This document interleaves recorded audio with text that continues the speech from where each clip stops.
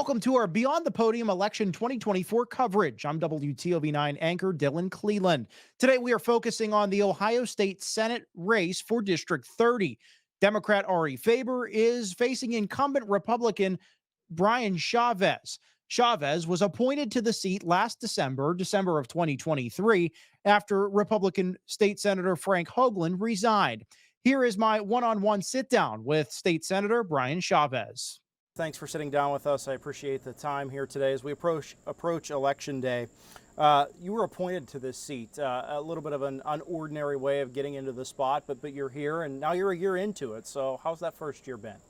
Yes, I was appointed to this, and it came about. I wasn't seeking out this opportunity, but it presented itself. I put my name in the hat, and I went in front of the selection committee, and they unanimously selected me. So I hope that they saw what I bring to the table in terms of my experience and my knowledge base. And this first year has gone by in kind of a blur, a lot of unique challenges that we've had to deal with in the legislature. But I feel like I've done a pretty good job on getting up to speed.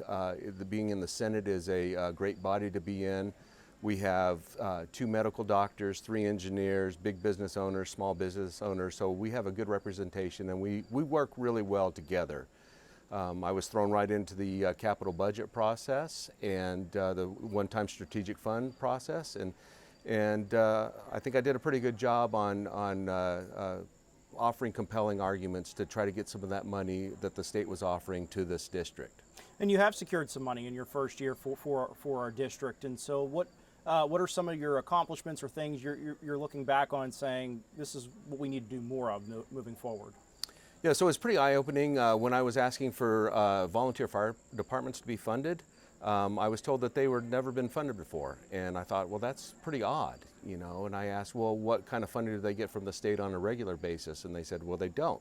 So I said, you know, that's something that's really important to me. So I wanted to make sure that they got capital budget funds wherever I could get the funding to them. And then I've also reached out to the fire marshal and I said, help me understand how we can get funding to the volunteer fire departments on a regular basis. It doesn't have to be huge sums of money, but everything is meaningful to them, you know, when they're doing bake sales and pancake breakfasts in order to fund themselves. Volunteer fire departments are a very important entity in this district, which I don't know that the rest of Ohio is really aware of how vitally important they are, but with the hills and valleys that we have around here, we depend on the volunteer fire departments for our first responders. What have you said? That was one of the things you learned. What else have you learned? Maybe it be policy, maybe it not be policy, maybe it be the day-to-day of a politician that you've kind of learned over the last year. It has been drinking from a fire hose, so meeting a lot of people. Whenever I'm in Columbus, every 30 minutes is a different meeting. It's a different topic. So had to really expand my knowledge base. I really want to focus in on every conversation that I have. I take everything I do incredibly seriously, and I'm engaged with the conversations, and I want to make sure that I understand what the issues are, and I want to make sure I understand what the other side is as well. We need to understand what the secondary effects are and the tertiary effects, and ensure that we don't have any unintended consequences. You mentioned issues. Let's talk about a couple of them. Oil and gas drilling, I know you have a background in that. So what are you looking to maybe bring from that industry into a career as a politician? Well, I think I span both sides of the industry. So you have conventional wells, which are the ones that we're all used to, the vertical wells. My company owns several of them, and that's what's been around here. They've been purposely drilling for oil and gas in this region since the late 1860s. We also have the unconventional wells, which are the horizontal wells, which is what people really think of nowadays about the industry, and those are very different. So we need to make sure that we don't paint the other side with the same brush. You know, one size does not fit all when it comes to the oil and gas industry.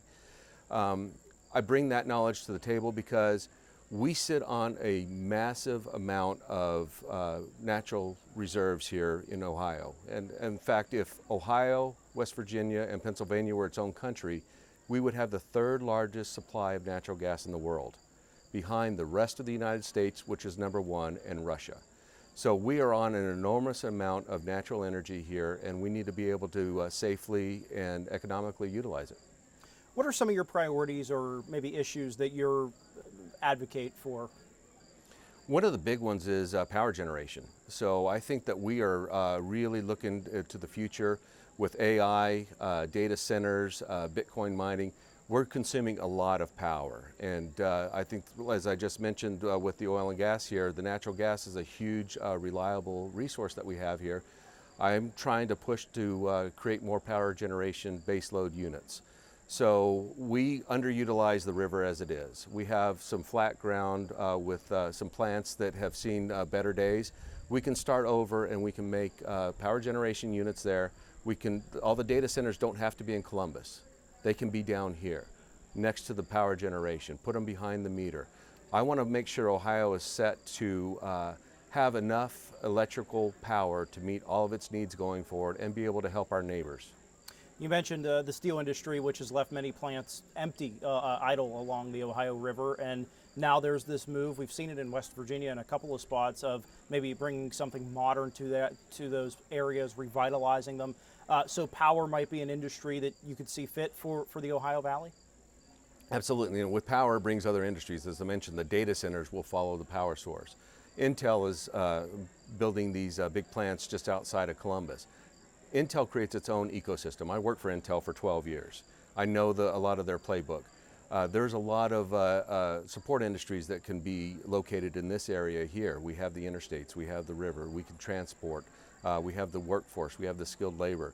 I think there's a lot of opportunities here that we're not realizing the full potential of right now. And so in order to realize those resources, how do we then market the Ohio Valley to companies? There are several efforts out there that are trying to market. There's an initiative called Shell Crescent that is actually going globally to say we have a huge amount of abundant, cheap, reliable energy here. Trying to get companies that are maybe located down on the Gulf Coast to relocate up here, because a lot of the cost associated with a lot of the products we buy is we have the feedstock here, we ship it down to the Gulf Coast, they process it, they ship it back here, and then we make products out of it. So let's just cut out the middleman and bring the industries here.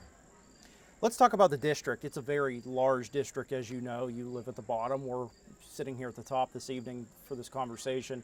How do you plan to navigate that and make sure you're available to a constituent in Steubenville or a constituent in Marietta?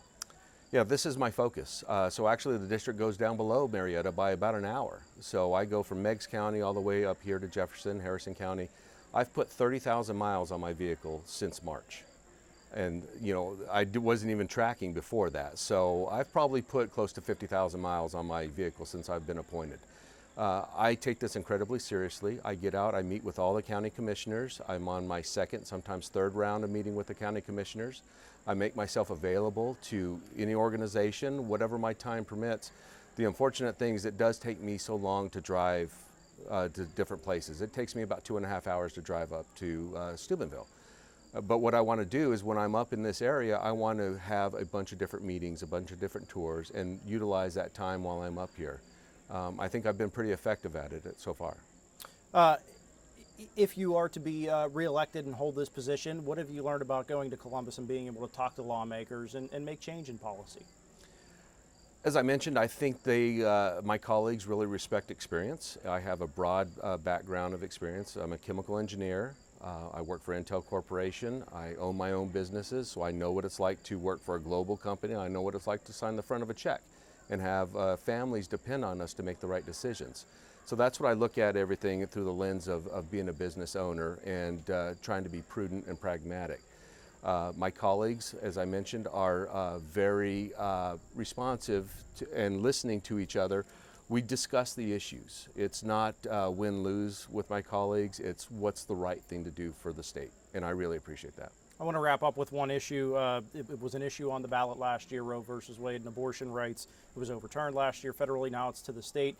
Is there anything else you want to see the state do, the state government do with abortion access in Ohio? Well, I think the voters spoke, and so we're having conversations about what do we, is there anything else that needs to be done? But I think that the voters have spoken on that issue. Okay. Anything else you want to talk about topic-wise that we didn't hit on?